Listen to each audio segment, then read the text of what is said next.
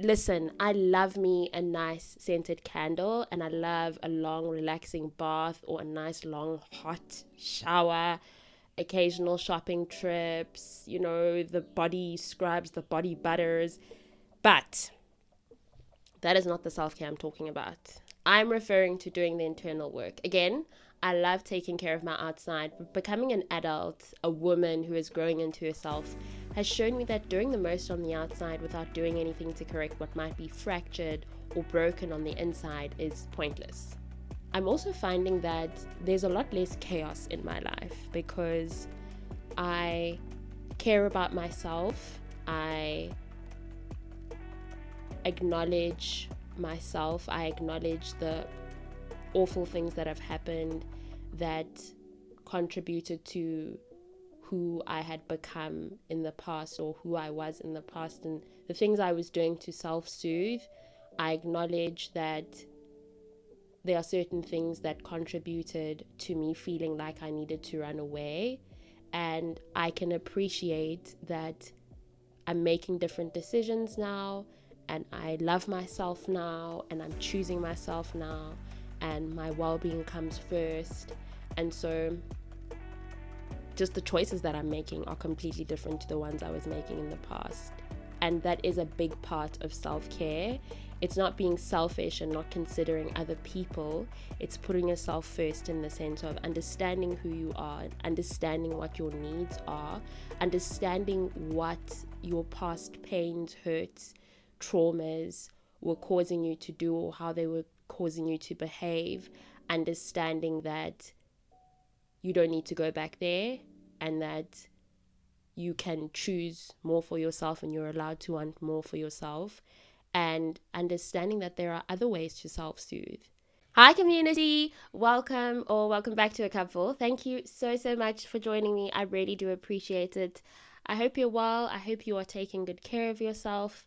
If you are in South Africa or if you are in a country that is in the season of winter, just like we are here in South Africa, I hope you are keeping warm. And if you are in the summer season, I'm very, very happy for you wherever you are. I hope that you are living your best life and just enjoying the warmth, because I'm not having a good time. I am not. It is cold. I don't like the cold.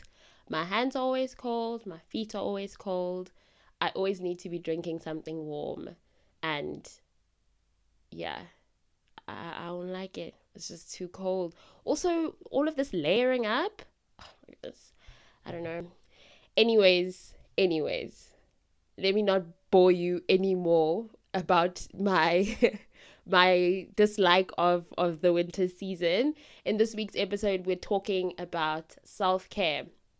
As we all know, I'm a huge advocate of self-care, and although I love the scented candles, I love scented candles, okay? I love scented candles so much. Vanilla, anything that has got a touch of citrus, it must just be a touch.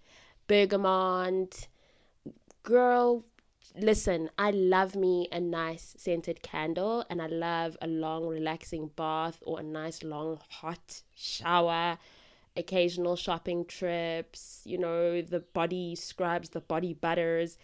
But that is not the self-care I'm talking about. I'm referring to doing the internal work. Again, I love taking care of my outside, but becoming an adult, a woman who is growing into herself, has shown me that doing the most on the outside without doing anything to correct what might be fractured or broken on the inside is pointless. It will be like trying to fill a void that cannot be filled. And I speak from experience. I have tried to use things to soothe myself, to make myself feel better, and it just was not working. No amount of makeup, drinking alcohol, getting high on weed, romance, friendships, money, shopping, traveling, or status will be able to make an internal pain or pains go away. So I say, instead of trying to run and hide from it, face it. Face all of it. Don't hide away from it. Don't try and self-soothe with things that are not good for you. Instead, look that thing in the eye and muster up the courage to say, I'm actually not going to run away anymore. I want to make this right. I've shared quite extensively what carrying around pain had done to me, had turned me into. I was a victim of my circumstances, always running and hiding from myself and my problems, and that would look like getting into and staying in relationships that were not good for me, drinking alcohol excessively, smoking weed excessively, partying excessively, being very reckless financially, because my idea of self-care was going shopping and eating out and buying clothes and buying shoes and going to places when I couldn't afford it. And I was on the run for long, making excuses for my behavior and quality of life, and always finding a way to blame everyone else other than myself. If it wasn't my parents, then it was my upbringing or the situations that I was exposed to in my childhood, or another person pushing me to do something, or another person influencing me to do something. So I really was not taking care of myself. I wasn't taking care of myself at all. I didn't know how to. I didn't even know that I needed to show up for myself in terms of standing up, taking responsibility, standing up for myself and protecting myself from certain things. And I didn't know to even think or to care to do those things until God sat me down, until life required me to choose. It was either going to be me and my sanity, me and my well-being, me and a much better future, or it was going to be me and idolizing pain and living in my past traumas and repeating them over and over and over again, like constantly getting into situations or putting myself in positions where I was reliving my pain and my trauma over and over and over again. And I chose me. I eventually had to choose me, and I had to choose my sanity, and I had to choose my well-being, which I highly recommend, which I will always choose now that I am here, now that I know better. It will always be me and my sanity and my well-being. The peace and freedom that has come from intentionally working on myself and actually dealing with the scary parts, the ugly parts, the hard to digest parts, has made living my life a lot less painful and a lot less scary. And I don't want to run from things anymore. I'm living life sober, literally and figuratively. I have an episode on sobriety. I think it's called My Sobriety Journey. I think so. If you type in the search bar of whatever platform you're listening on, you will probably find the episode. If you just type sobriety in, sobriety a cupful or sobriety journey a cupful, and I spoke about in that episode, I spoke about how I am living life in real time and I prefer it that way.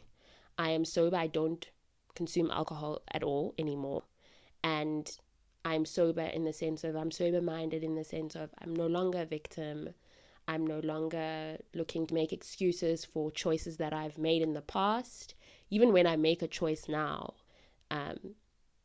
if there's going to be a consequence for it, then I would like to experience that consequence, learn from whatever that thing is, and grow from it. I want it to be a learning opportunity. So I'm really happy to live my life not running and not trying to suppress my feelings and not trying to self-soothe in unhealthy ways. And that's another big thing that has come from really facing my stuff and just wanting to live sober. I am not running anymore, and I'm also not afraid to feel, and I'm not afraid to experience the hardest things, the scariest things. I want to experience everything, and I want to learn, like I said, and I want to grow. And I'm also finding that there's a lot less chaos in my life because I care about myself. I acknowledge myself. I acknowledge the awful things that have happened that contributed to who I had become in the past, or who I was in the past, and the things I was doing to self-soothe. I acknowledge that there are certain things that contributed to me feeling like I needed to run away. And I can appreciate that I'm making different decisions now, and I love myself now, and I'm choosing myself now, and my well-being comes first. And so just the choices that I'm making are completely different to the ones I was making in the past. The way that I self-soothe is no longer unhealthy. I am really putting myself first. And that is a big part of self-care. It's not being selfish and not considering other people.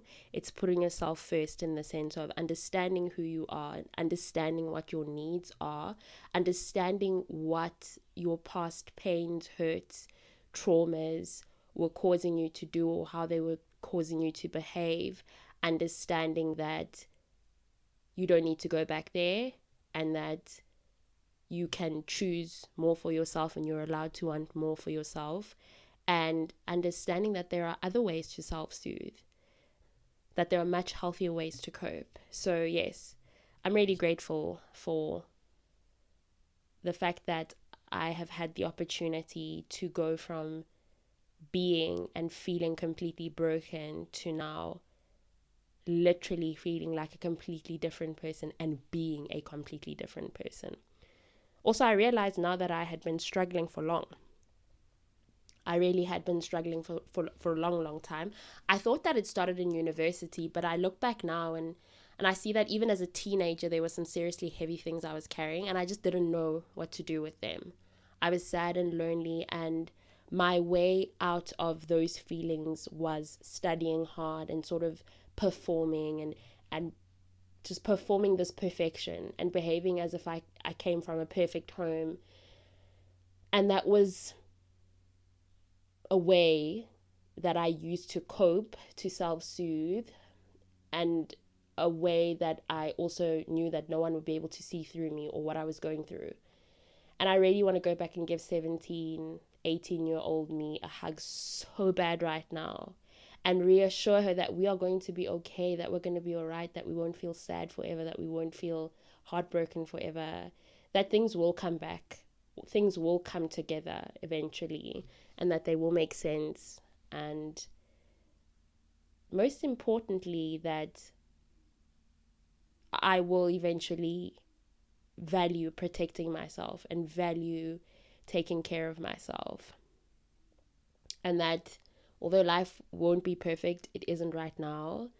Some days, of course, are tougher than others, because this is real life. But on the most part, we're doing real good.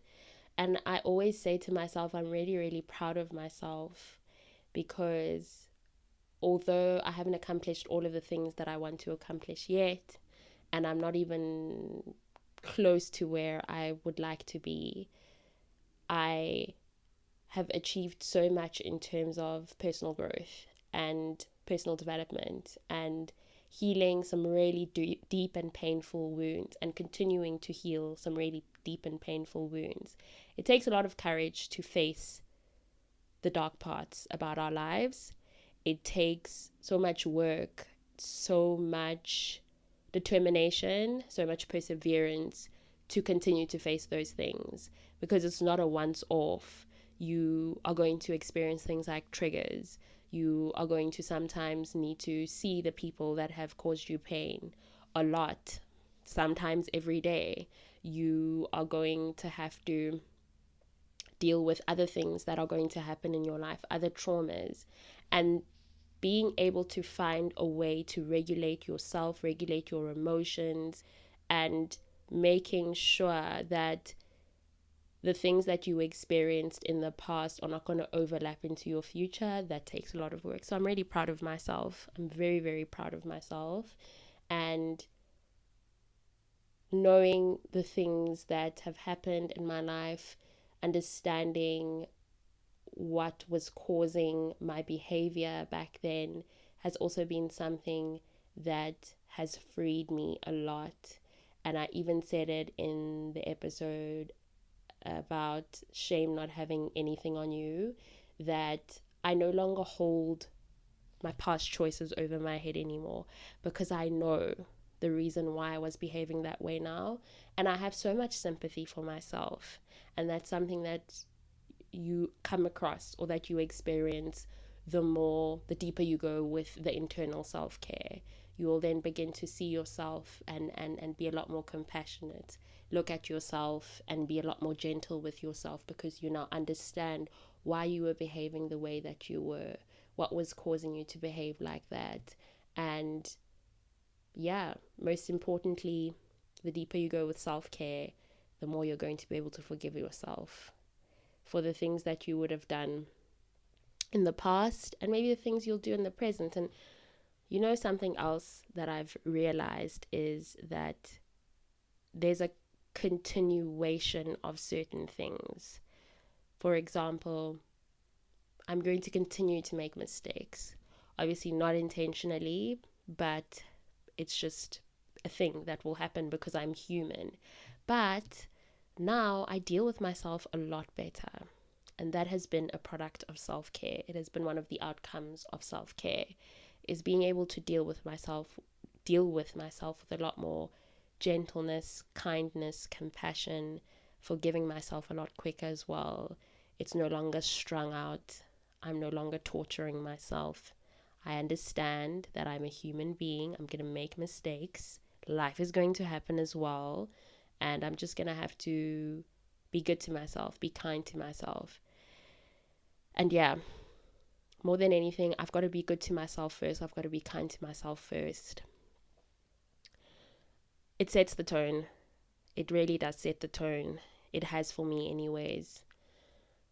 A person or people that are not interested in being kind to me, are not interested in being good to me, are not people that I want in my life. I don't expect much from strangers. A person that I don't know, that I'm walking past, maybe that I'm working with on a project for a certain amount of time, just that I'm having a random encounter with, I won't be as bothered if a person is going to be unkind to me. There are lots of things happening in a person's life around people, and I really won't take it personally if someone is not going to be kind or not going to be warm, forgiving, loving towards me. That won't bother me. But I am obviously a lot more careful now when it comes to people that I'm trying to form closer relationships with, friendship, romantic relationship, even acquaintanceship. To a certain extent, I do require a person to express or relay a certain kind of decency towards me. So that has become a very serious sensitivity when it comes to me. Should I call it a sensitivity? I don't know. Yikes, English. I'm looking for the word. That's why I use sensitivity. Is there a word? I don't know. But it's become that much more deeper. It wasn't as deep to me before. I would let in whoever into my life. It would be fine, especially because that was when I was a people pleaser. But now that I'm no longer interested in keeping people in my life at any cost, the stakes are high, as are the standards. Standards and stakes are very, very high. So yeah, I'm really, really grateful for self-care. I'm grateful that I'm constantly putting in the work. I am really grateful that I see myself in the light that I do now. And I understand that not everyone can be close to me. Not everyone will deserve to be close to me. And that's completely fine. If you are blessed enough to join my community, be a part of my community, my friend group, call yourself my boyfriend, or in the future, whoever's going to call himself my husband, he will be incredibly blessed. And another thing about self-care is that it has really influenced, influenced, it's increased my self-confidence and self-esteem the more I take care of myself, the healthier I become on the inside. And the healthier I become on the inside, the more I understand that it is that deep. And the more I see myself in a different light, the more not just everyone is welcome in my life. So yeah, you really can't run forever. You shouldn't want to run forever. It's exhausting and unsustainable. And I just want you to know that you don't have to keep living like that. There is so much more to life. There really, really is. And I know I've seen it on social media. Some people are like, some people on their podcast, they're trying to sound like motivational speakers. It's all very cheesy. And why does everything amount to me running? If I do something, then I'm running. If I'm behaving in a certain way, then somebody else might see it as running, and they're trying to motivate me or convince me that I need help or something like that.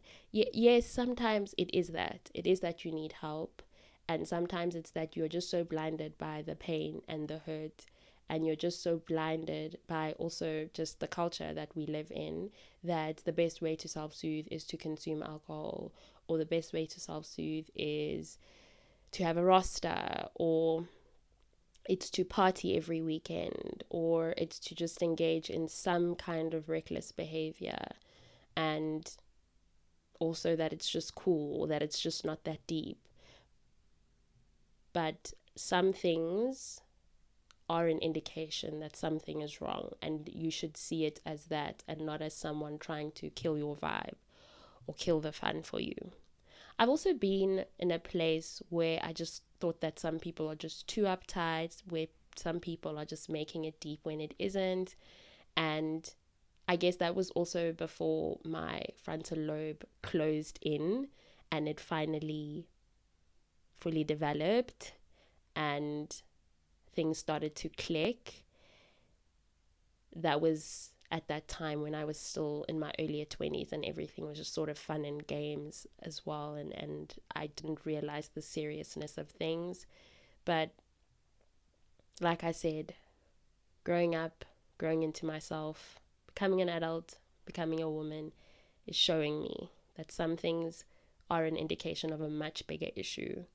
And I enjoy being, I appreciate that I get to be an older sister in a way, a big sister to the much younger ladies, the much younger ladies in their 20s. And I get to be a voice of reason. Well, I hope I am. So yeah, if it sounds like I'm trying to motivate you to look deeper and maybe see if there is actually an issue, then it is exactly that. Then that's exactly what I'm trying to do. If it sounds like it, then it's exactly what I'm trying to do. So yeah. And there are so many ways to prioritize that internal self-care. I say don't run. I say don't hide. I say there's more to living life like that. And there truly is. But let's talk about the ways to prioritize internal self-care. The first thing is acknowledgement. You can't fix what you refuse to believe is broken. That's just really, it's a standard thing that I think we all need to understand. Accepting and acknowledging that there is something wrong is the best way to be able to get started on doing the fixing. If you don't see anything wrong, like I was saying, if you think that everyone is just trying to make everything too deep, or they're just trying to kill your vibe or kill the fun, and you see that thing not as a problem but as fun, you see that thing not as you self-soothing but as enjoyment, then you won't think that there's a problem. There is a problem with you consuming alcohol every day or every weekend, and not just a glass but copious amounts of it. Getting so drunk that you don't remember what happened the night before.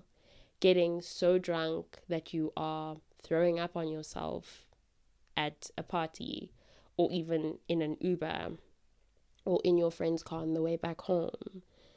There is absolutely something wrong with getting paid today and then spending all of your money and not having money to get to work for the rest of the month to pay your bills. There's something wrong with that. And that's why I say, when you don't acknowledge that you've got a problem, you cannot fix it. You cannot fix what you refuse to believe is broken. So number one is acknowledgement. That's very, very important. The second thing is therapy. It has helped me acknowledge and deal with so much of the pain and the traumas I went through as a child, as a teenager, and even as a young adult. And of course, I'm a big advocate for it, but I'm also aware that it's not for everyone. Firstly, not everyone can afford it. And then some people will say it doesn't work for me. There are a lot of other things within the field or realm of psychology that can be very, very helpful. I think that if therapy hasn't worked for you, then look into other things that could work. I know that some people, they use psychotherapy. I'm not really familiar with what that is, but look it up and maybe that's something that can work. There are various other options. You can just do your research and find out what the alternatives could be. Number 3 is journaling, which is, it could be another alternative. Writing down your feelings and hurts can be so helpful. It's an opportunity to be raw and unfiltered. And you also have the option to either never share what you have written with anyone. You can burn it or you can share it with someone you really trust. Either way, it can be very, very helpful to write your feelings down and write what you are experiencing down on paper or in a book. Number 4 is having someone trusted or trusted people that you can speak to. You know, sharing your hardships, fears, and pain with others is very, very helpful. I speak from experience. We all need support by virtue of being human, but even more so when we are going through a rough patch or when we need a safe space to open up in. I always say also that it's really important to be extremely picky about the company that you keep, because these are people that are not only going to have a significant impact on you, you know, mental health, emotional well-being, even your physical health, but they're also supposed to be people you can trust to carry you through hardship. So very, very important to have people around you, but good quality people. And so I did a series on love, focused on self-love, friendship, love and friendship, and romantic love. And in the episode about love and friendship, it spoke about how when you are in good, healthy friendships, it can increase your lifespan and that it has an impact on your physical well-being. So this is a real thing. These are statistics. These are studies that have been done. This is science.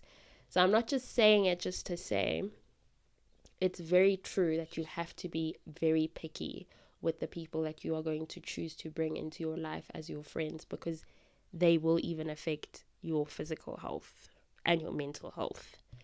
Number 5 is using resources available on the internet. Google has so many helpful articles, so many helpful resources that can help when it comes to navigating, dealing with pain, traumas, and healing, and so forth. I have myself used a number of articles that I found on Google and applied some of the tips, and just even done some worksheets that I've found on the internet that have been very helpful on my own journey with navigating things like dealing with traumas and pain and healing and so forth. So please, please, please use Google, because it's very, very helpful. The last one is podcasts. There are so many really helpful wellness and educational podcasts that have conversations around healing, dealing with trauma, and just navigating life in general. And they create space for people to feel their feelings and acknowledge what they're experiencing. And they have been so, so helpful to me, and they've contributed towards my own growth and acknowledgements and just realizations, and even just interrogating some of the things that I grew up believing in, or that society has sort of always encouraged me to believe in. And it's been such an enjoyable process. I think that something that's very, very important is curiosity. And this is also something that a doctor mentioned on a podcast that I was listening to. He was saying that it's really, really important to be curious. We need to interrogate, investigate, wonder, and that gives us an opportunity to grow more, to heal more, to open ourselves up to different perspectives, different ideas. So it's very, very important to keep an open mind and to give yourself a chance to explore different things. So I'm going to put you guys on in no particular order. These are the podcasts that have really helped me out. The first one is Wisdom and Wellness with Mpumi Ndwaba. This is a South African podcast, and it just says it in the name. There is so much wisdom and so much wellness that is involved in, you can hear in the crafting of each episode, and there is so much wisdom and wellness that is intended for people to receive. And Mpumi has a variety of guests that she invites: actors, actresses, radio presenters, television presenters, businessmen, businesswomen, pastors, doctors. Listen, she's had so many different people on that have come on and shared their own wisdom and encouraged people to dig deep and understand what wellness is to them. And Mpumi herself has a lot of conversations, even when she's doing solo episodes, around wellness and around wisdom, and just giving people an opportunity to tap into a different idea of what wisdom is. So that's a really, really good one, and I really hope you go and listen to it. The second one is After School is After School with this GU.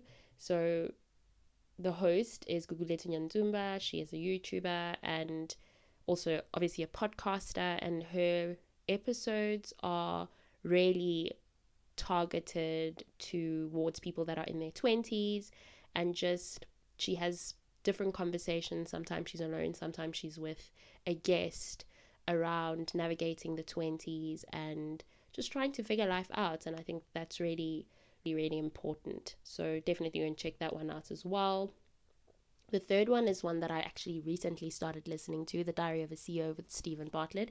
The episodes are long. Some episodes are 2 hours long, but what's great is you can listen to it over the days, over the week, and just really, I just don't even have the words to express how good this podcast is, but I'm going to try. Stephen Bartlett is the host, and he also has a variety of guests on. He usually will have people that have a specific focus on a specific topic. So the episode that I'm listening to now is about romantic relationships, and he has a couple on. One is a psychologist or psychiatrist, and the other one is a researcher, and they've come together and they've created the Gotham Institute. I don't know if it's Gotham or Gotham Institute, and they have carried out various studies on love and written so many books on relationships, anyways, that is. And their focus obviously is just how to help people be in healthy relationships, create healthy relationships.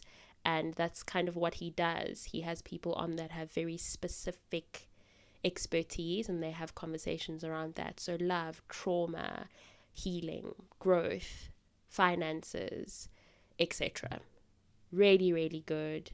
You can tell that extensive research goes into each and every episode, and that's also the reason why he's probably got so many high number of views, large number of subscribers.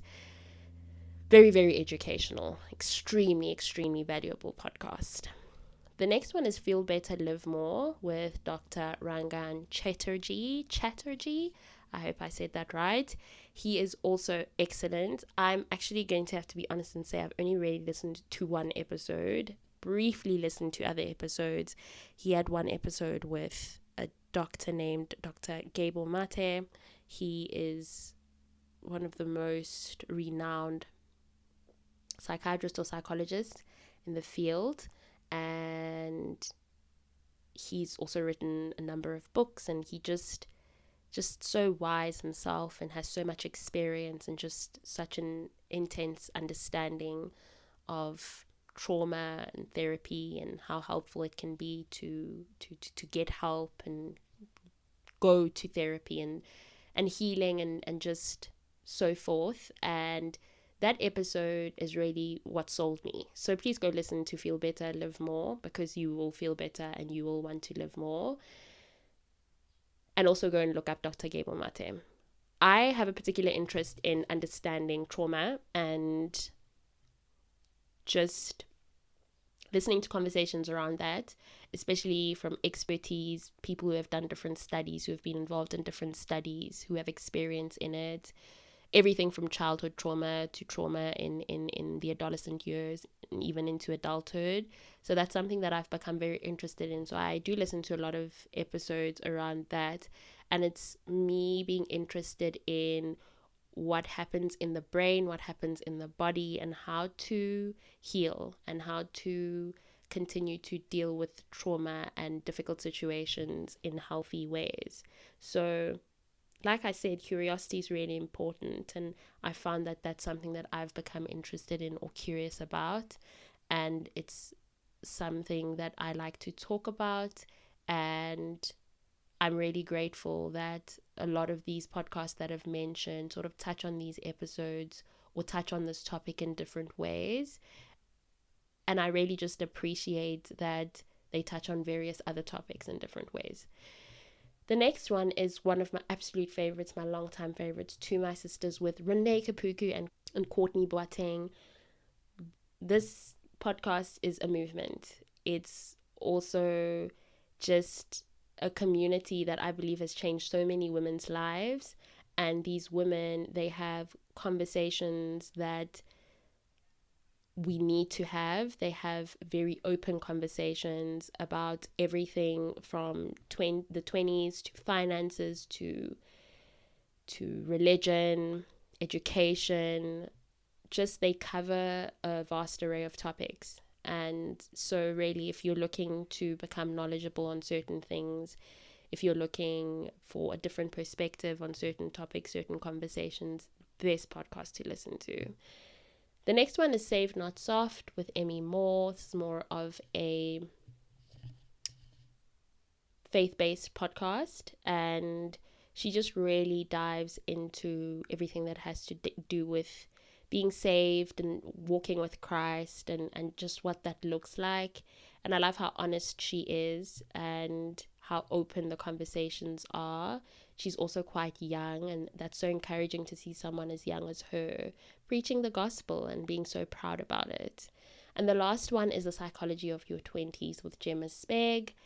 What an excellent podcast. She is someone that dives deep into what affects the psychology, the mind, the brain in the 20s, and how we grow and change through the years.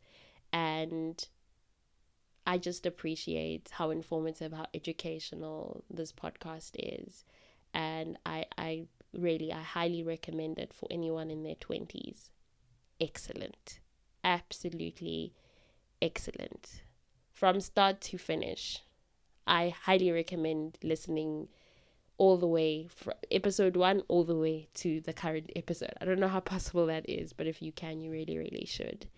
Yeah, I just really hope that you go back and you listen to the episodes that I have. I hope you listen to the podcast that I've mentioned. I hope that you took note of the things that I mentioned. And I really hope that this episode was informative and helpful. This is definitely where we are ending it. Please just don't forget that taking care of yourself isn't just the things that you're doing on the outside, it's also what you're doing on the inside, and one day at a time, one step at a time, right? It doesn't all have to happen in a rush. As long as you're putting one foot in front of the other, sometimes you're going to slip up, sometimes you will fall and you're going to have to stand up and dust yourself off, but you would have at least been putting in the effort. Alright, Thank you so much for joining me. I really do appreciate it. I hope this was good. I hope it was informative. I hope it was educational. Please, if you're wanting to put anyone on, let them know that they can listen to A Cupful on all listening platforms, wherever they get their podcasts. If they want to test the waters first, they can head over to TikTok. The handle is at acupfulll. If you are wanting to share your thoughts, you can send me a DM on TikTok, or you can email me. Everything is in the show notes. So you just scroll down whichever platform that you're listening on, and you'll be able to find the links and so forth. Have a lovely remainder of this week. Work when you need to, rest when you need to. Take good care of yourself and take each moment as it comes. And don't forget that healing, growth, working through your pain and all of that stuff, it's not going to happen overnight. Give yourself time. But just keep trying. Keep putting your best foot forward. And most importantly, keep doing the things that fill your cup.